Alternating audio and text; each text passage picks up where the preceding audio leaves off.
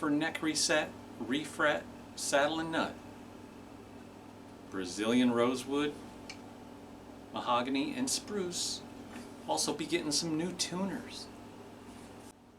So stick around and enjoy the show.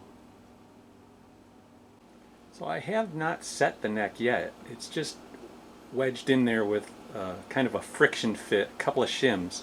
And what this shielding tape is I've transferred a 9-foot radius onto the heel and scored so that I could see how much material to take off while keeping this 9-foot radius to match up and marry up with the side of the guitar. Now I need to slightly adjust the angle and glue in those shims permanently. They're just friction fit in there right now. The other thing to correct is the string alignment. It's a little too close on the bass side and a little too far on the treble side. So we'll want to bring the neck this way by taking just an eyelash more material off this side of the heel. And once we get that alignment, we'll glue in the shims and then a wedge under the fretboard extension that will trim and color to match this mahogany binding.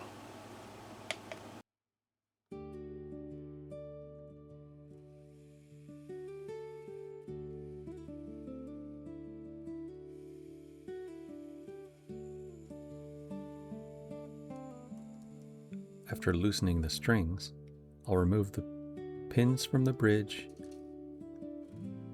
We'll wrap up the strings and attach them to the peg head.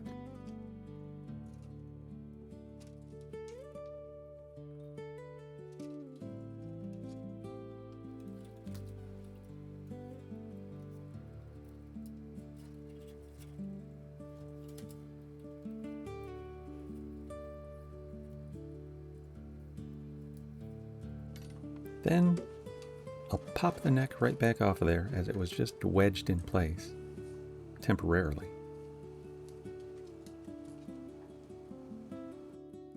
Now we'll get going with some neck heel shaping.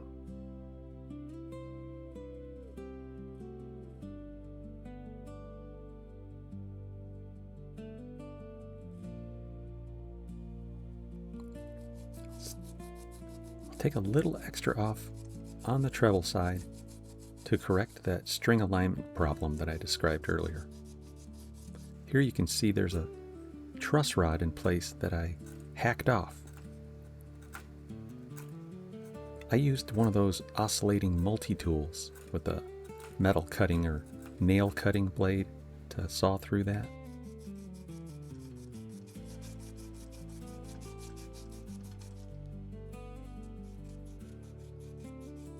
Of how it looked before. They had cut a channel in the soundboard for it to travel through, which was just a bad idea. I plugged that channel with a piece of fresh spruce.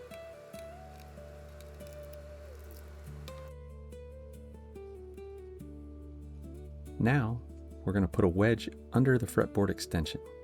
First I cleaned off all the old residue. Apply the new glue to both sides. This is a 1 degree tapered wedge.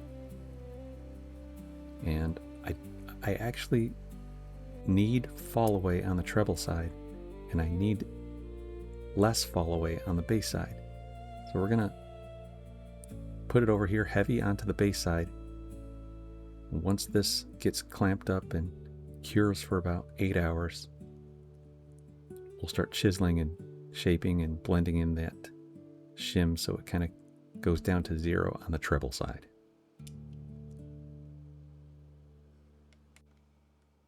There it is, all clamped up and ready for a long wait.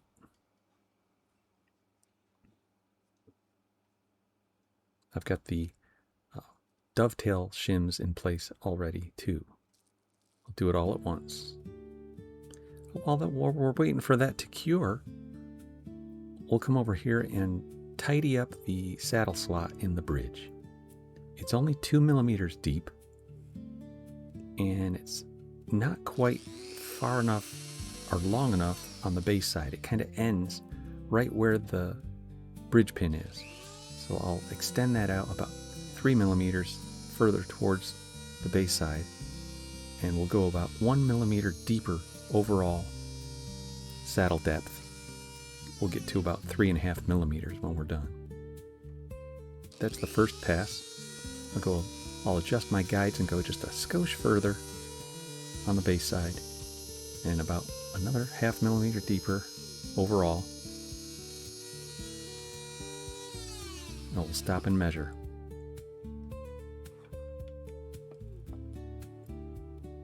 Alright, the caliper shows about 3.6 millimeters deep.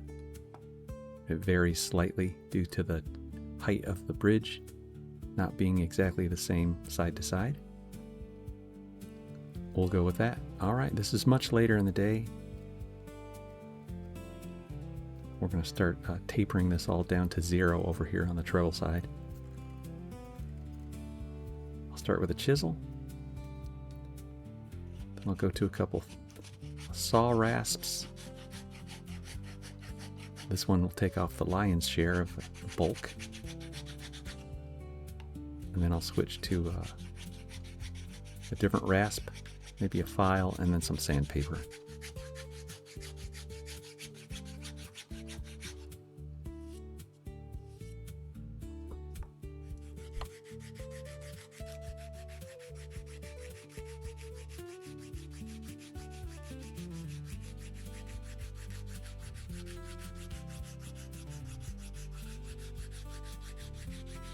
That's 80 grit sandpaper.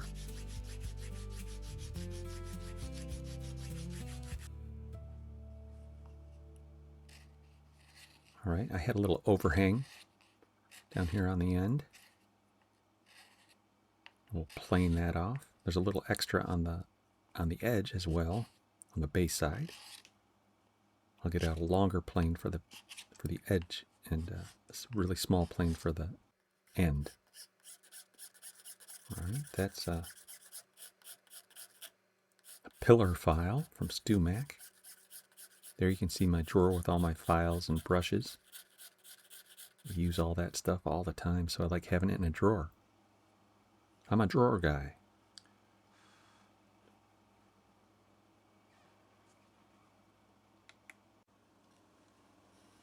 I say that because I know some other luthiers are more like wall hanger guys. They have all their tools up on the wall. But I prefer to have the guitars on the wall, kind of like the waiting room for surgery. You can see those fine little shavings coming off. And we'll paint it brown after I sand it with 220 grit. You can kind of see there that mahogany edge banding is revealing a little edge of ebony. So it's not going to look perfect due to that, but I'll slowly but surely get it to a color that's at least not sticking out like a sore thumb. That's like a light oak brush tip marker. And then this here is a foam swab with a little bit of medium brown mixed in with some shellac. And I think I'm in the ballpark now. I'll put a few coats of clear shellac over top. This one's called Perfect Brown.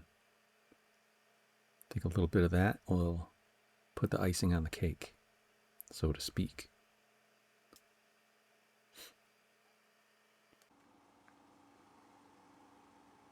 All right, this is where I put the transfer paper in the female side of the mortise and wedged the dovetail in, and it transferred those dark lines to the shim.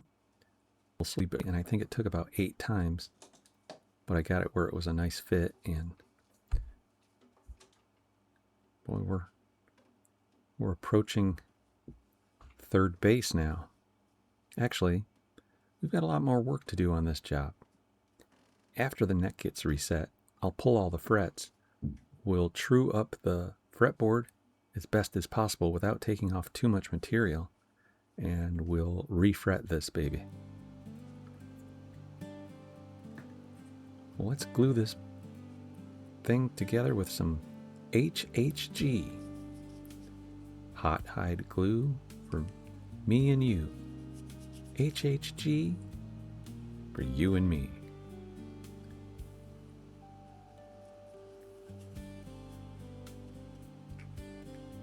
That plastic cup is just my little drip cup.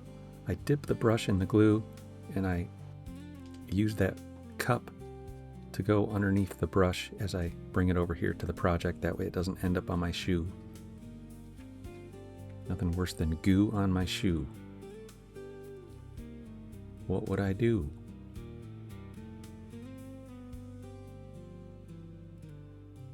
There you can see the Lee Valley hot hide glue container that the glue is in.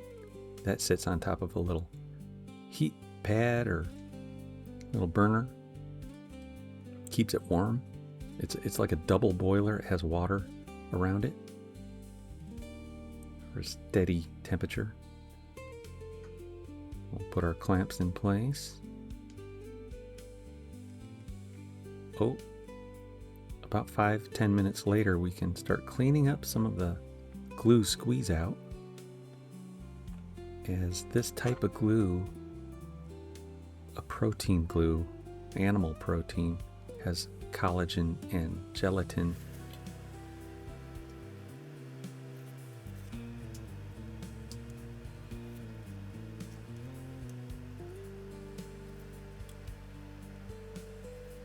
It's kind of like Jell-O. Some of the same ingredients, actually. It's edible. I'm just kidding. Don't eat your glue, folks. After a dry scraping, I wrap a little wet paper towel over the stick and get all that residue out of the way. They're really glued up nice.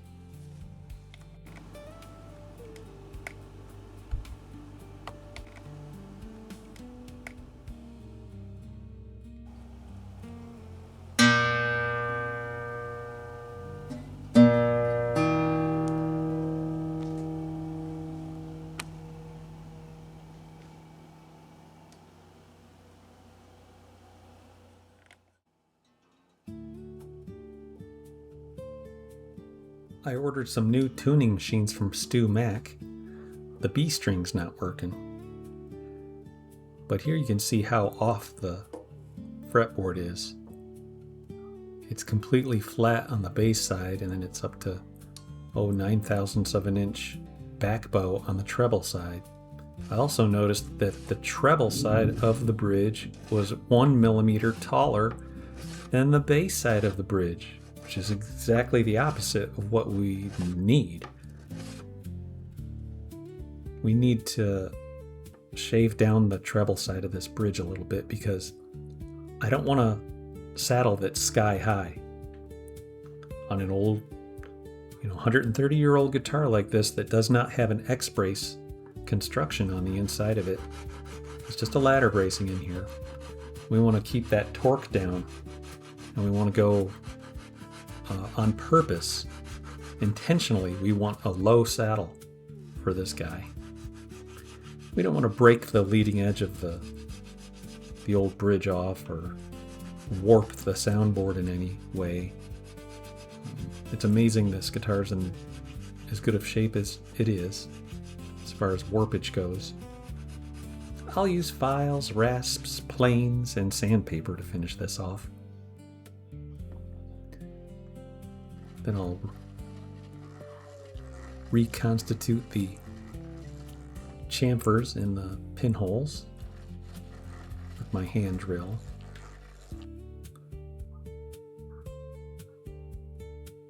I'm going to go real slow with one of these tools, otherwise you'll create a chatter mark. Nice and slow.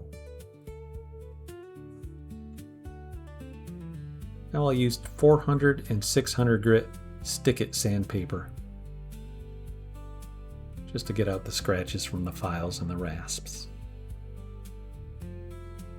Now we'll look at the radius of the fretboard. It's pretty much a 20-inch radius down here at the body and the fretboard extension, and then a 15-inch radius up closer to the nut.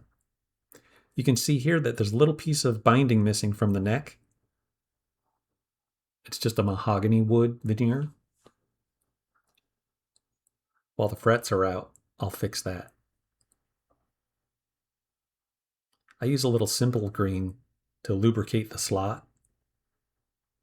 And then I also have to use this additional fret puller steel. Well, these babies are wedged in there good. There you can see the missing binding on the neck. Just a few more days and the StewMac order will be here, and I'll refret the guitar in the meantime. I'm going to put fairly tall frets in here. I'm going to use like 48 thousandths of an inch in height because I'll end up planing them down a bit. I'm going to level off the fret tops because of I don't want to remove so much wood from the neck, from the fretboard itself, because it's such an old piece of wood. I'd rather take it off the tops of the frets, but I'll do a little bit of sanding to the wood and truing up that radius and stuff. We'll just whittle off some of that excess mahogany from the edge. Then we'll start sanding the fretboard.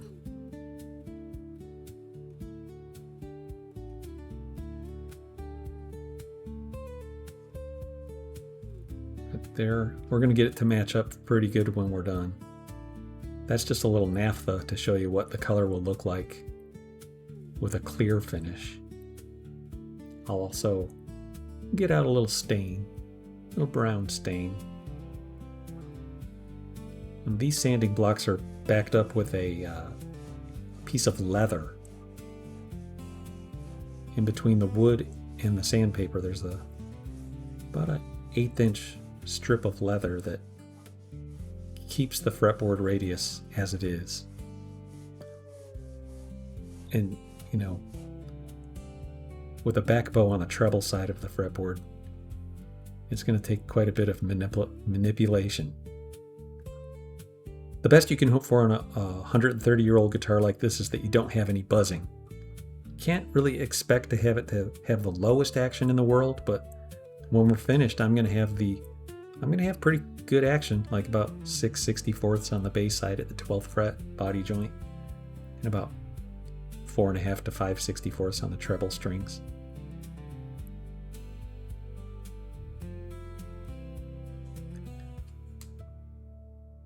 We'll have to nip off the tangs of these fret wires because of the bound neck.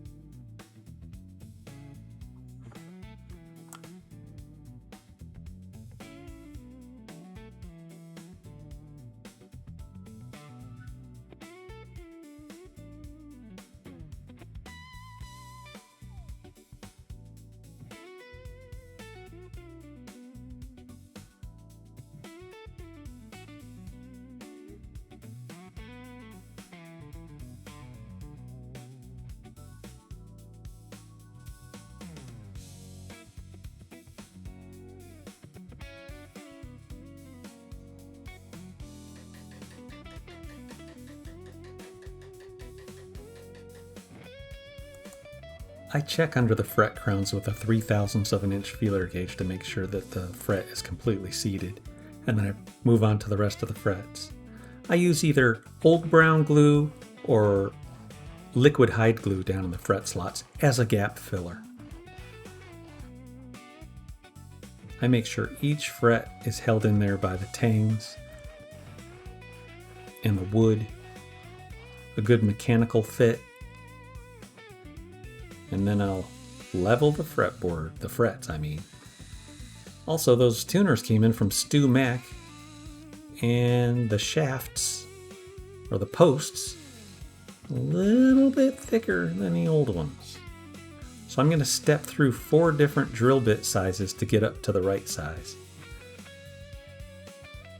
And then the other thing I noticed about the Golden Age relic tuning machines is that they can feel a little stiff. So I'm going to ream out this outer hole just a couple turns, just to make sure that they don't bind in the hole and make it harder than it needs to be to turn them. And there you go. Look at those babies. Nice aged white on the buttons. I like them. Also, another thing to keep it from binding in the hole is this beeswax paste. I noticed when I was working on a century-old banjo that had old-fashioned violin-style pegs, that they were creaking and they weren't functioning like they should, and I used beeswax in those holes and they worked great. We'll give it a little blow out and then we'll keep waxing. None of the mounting screw holes seemed to line up, so I had to drill 4 new holes. I also I cleaned and wiped on a couple layers of shellac because I was in the middle of a French polishing job. We had a Eastman guitar come in.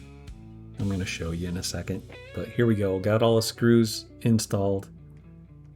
The tuning machines look as good as you could imagine. And here's the Eastman. It's one of those DM2/V, a factory relic. But what happened is it got left in a hot spot for a couple days. And the shellac finish, kind of like some of the resins oozed up out of it. And where the neck rested on the felt in the case, it actually melted down into the varnish.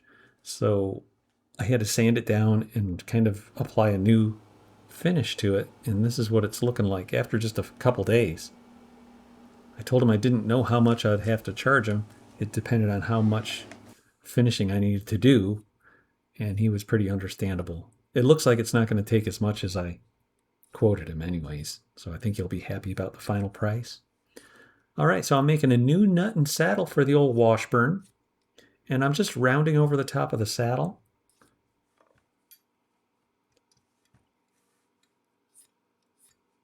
The location of the saddle was in a pretty good spot. After all the leveling that I did, I squared off the tops of these frets pretty bad. I'll use my cant file to knock that sharp 90-degree corner off the top edge, and then I'll hit it with this diamond crowning file. And then I'll crown some more with my scrub block and my 150 grit sandpaper.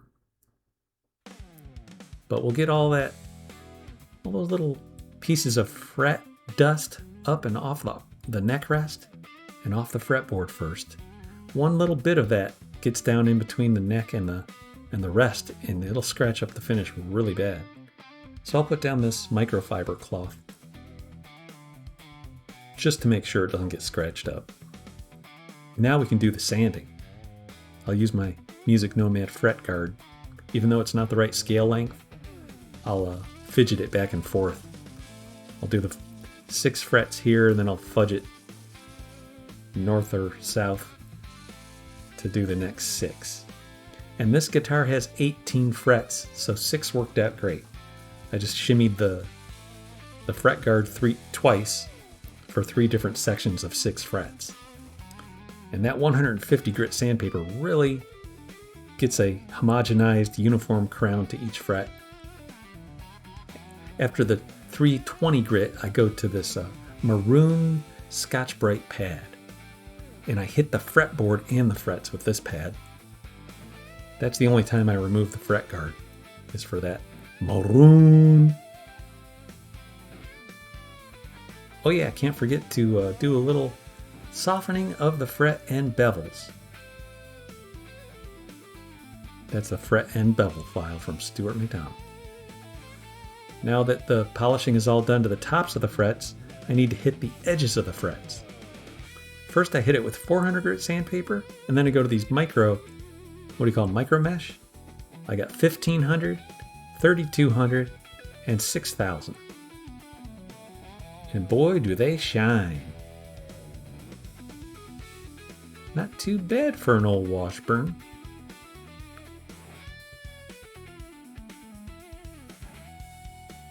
Yeah. Next, I'll wipe it with naphtha to clean. There's my scrub block sitting down there. See that gray piece? It's kind of like a bullnose piece of pine with a little foam pad wrapped around it. I can also take away my little faux leather protective sheet, and then I'll wipe on some Howard Feedin' Wax. Lube 'em if you got 'em.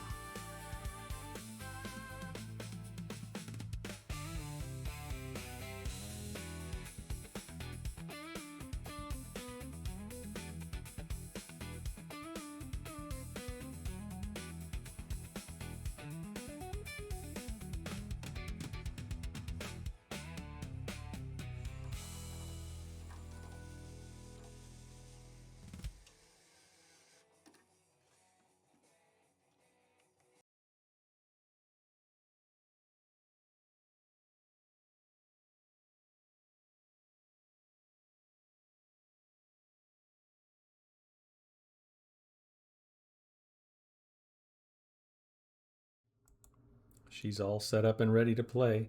Now look at this tag on the inside of the guitar here. It says, "The material and workmanship of this Washburn instrument fully guaranteed for the term of 1 year from the date of original purpose, provided this label is not mutilated." Diploma of Honor, 1894. All right, so that's about as high as I want this saddle to be. Not high at all. Because, you know, the pins are really close to the saddle. So the higher the saddle, the crazier the break angle, and we just don't want that kind of nonsense here on a antique like this. There we go. That's some low action there. 6/64ths on the bass strings at the body joint.